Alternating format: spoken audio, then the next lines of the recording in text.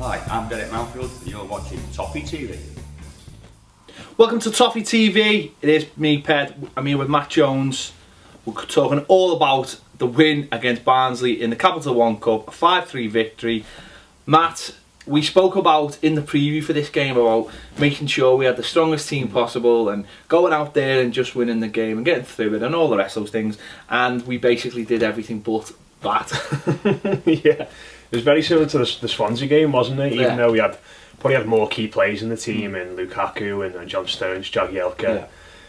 But there were players in there. You look at Brian Oviedo. Yeah. Matthew Pennington's never played before making a senior debut. Besic hasn't played for a long time. Yeah, McGeady hasn't played. Naismith hasn't played for a long time. Morales I've come back from injury, and it was just so fragmented. There was no rhythm.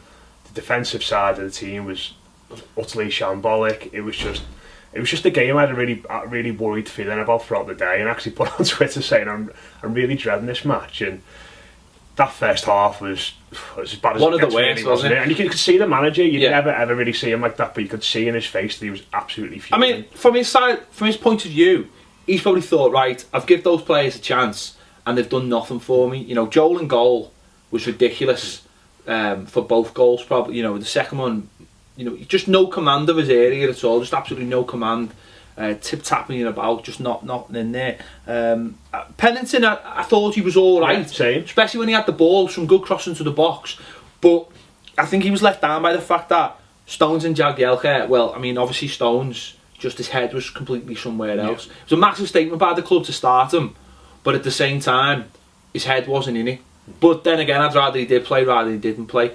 So Jagielka looked shaky because of Stones. And then on the other side, you've got Oviedo, who has had, maybe half a dozen games in the last 2 years. Yeah, I think that was his first time he's played since February or something. Yeah, so you know, so he looked really shaky, off the pace, just completely out of it. As you say, Besic in front of them, who again I thought he had a decent game. Some of his tackles were absolutely brilliant, but with some players, some 4 or 5 players who are not fit, didn't have a brilliant pre-season, and are thrown in together, and it just collided into this big massive mess in the first half. Well, when you make 7 changes to a team, that's always going to happen. And I know Barnsley are a League One opposition, but they had a young team, they were energetic, they pressed us. And when you've got a team like that who are up for it in the League Cup, and they're thinking, here's a great chance to get one over on a Premier League team. You know, it's cliche, but you look at the team sheets, you probably think, these aren't taking this seriously. And that's exactly what happened. They came out and they got at us.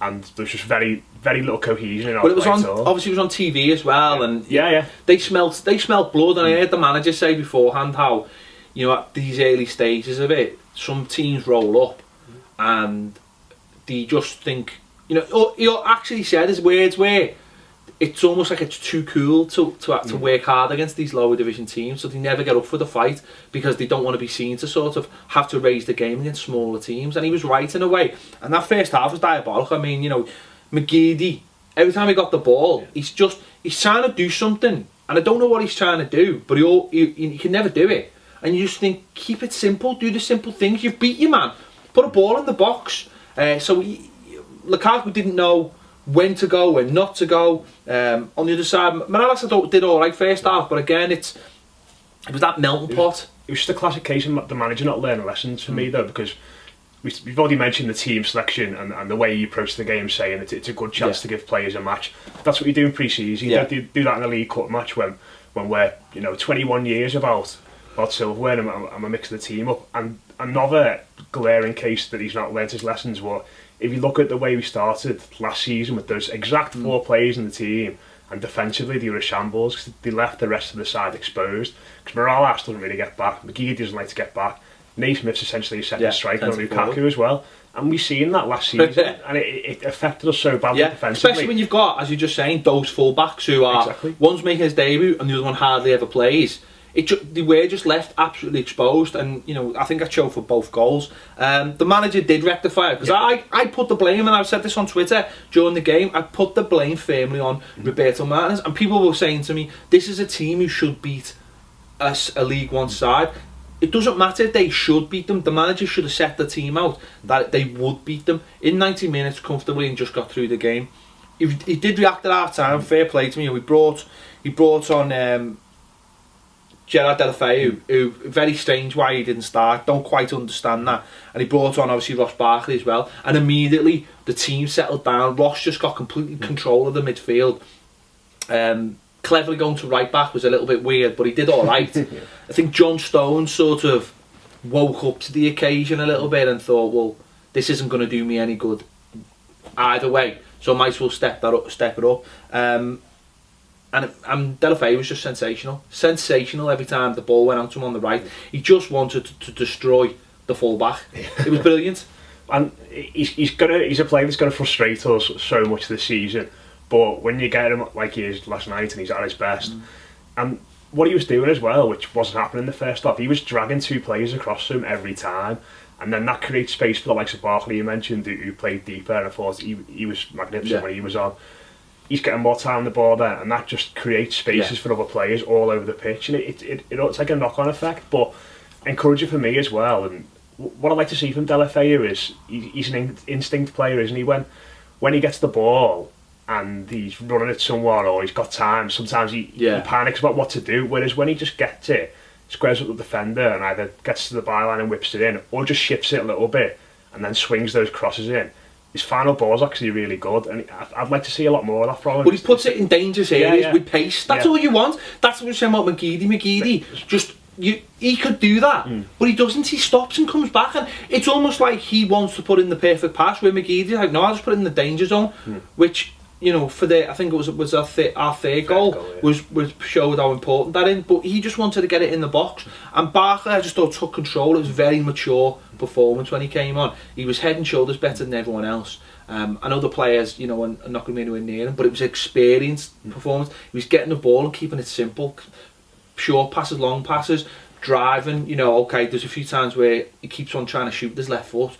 Don't, you haven't got one, so stop it. Just stop to shoot with your left foot, because you end up hitting Rose head. But I just thought he was brilliant, and he helped push Naismith further forward, which obviously helped to give the security to allow Morales to keep attacking, and we just looked so much more balanced. And you just think, if we'd started with a lot more of a first team look to us, we could have been like 3-0 up by 60 minutes and took the likes of Ross Barkley off.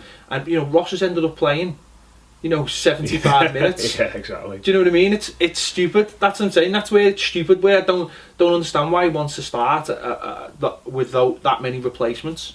Well, I think the way that I thought was mature. He was so mature when he came on. It's something that I've noticed a lot from him this season. You look back to Southampton and the way he played against them. We mentioned that chance he missed in that game. It didn't get him down. His shoulder didn't slump. He kept his head up and he kept on driving Everton forward. And again last night, within 2 minutes of being on the pitch, he skied that shot over the bar. Usually the lads either go down, he'd be second guessing himself. But now he seems to be relishing the role that Martin has given him. He seems to be happy to take on, right, I'm gonna be the talisman for this team. I'm going to get the ball, I'm going to move it quicker, I'm going to get us into dangerous positions. And it was just a responsible, really mature display when he came on. Yeah, I thought he was superb. I thought it lifted Rom. Rom was brilliant after that. Rom knows where to run, because he knows who, you know, he knows the kind of balls that are going to be given to him. And that I think it was the fifth goal, even though it was 3-on-2, the amount of times previously we've seen Barkley in that position and he's hung onto it too long, or he's given the pass too early, not quite made the right decision, but then he was confident, he waited and then released the ball at the right time, and that's so encouraging to see. That his final ball, probably his final ball and his confidence were his two biggest issues, and at the moment both of them seem to be getting a lot better, and that's going to make him have a great season. Yeah, but I'd say we were a lot better, and I just don't understand why we didn't start with that team. But we know what all the issues are. We got through. That's the main thing. We got through 5-3. Great victory in the end. Some good goals. Good goal by Morales. Good goal by Naismith again. You know, brilliant goal. A bit of steel as well. I think I read it was the first time since 1992 we've come back from 2 goals down and won a match. So that it's good to see. They went off at half time. The fans were a little bit angry. They could have easily gone the other way, but they came out and they got back. And they responded, and that's all you want. And now we look forward to an away trip against Reading, which hopefully, again, a bit more professional performance, more players out there, and we can win the game. Tell us what you think anyway in the comments below. Make sure you do that on Twitter as well. It is @ToffeeTV1. Make sure you subscribe as well, and we'll be back soon on Toffee TV.